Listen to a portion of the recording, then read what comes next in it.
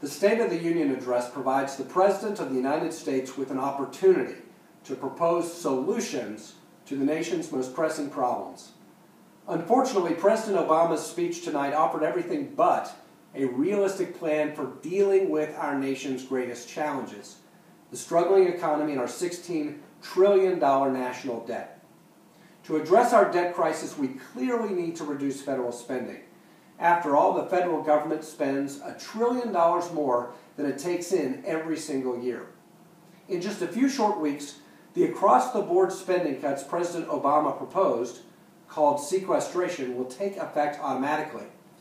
As I said, we need to reduce spending, but these indiscriminate across-the-board cuts will compromise our national defense, and they could have a significant negative impact in Kentucky.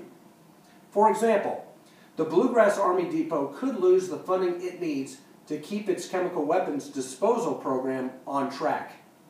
And our rural critical access hospitals, which are already struggling with the Medicare cuts imposed by Obamacare, will endure additional cuts that could endanger their very survival.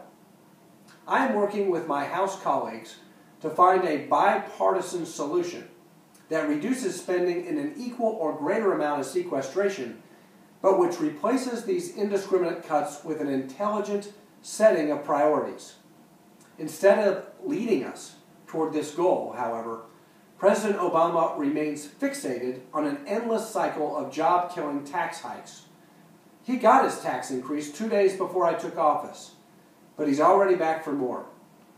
Friends, the federal government cannot tax itself out of this debt crisis.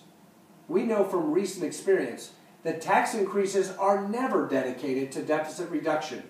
Instead, they are always used to finance more spending and more government. Moreover, tax increases are self-defeating. Raising taxes on hard-working Americans will discourage productivity and prevent economic recovery. This, in turn, will increase unemployment at a time when we need more taxpayers, not less.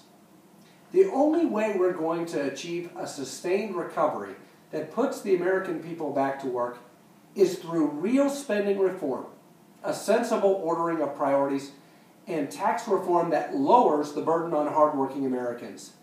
That's the job you sent me here to do, and I will work as hard as necessary to complete it. Thank you very much.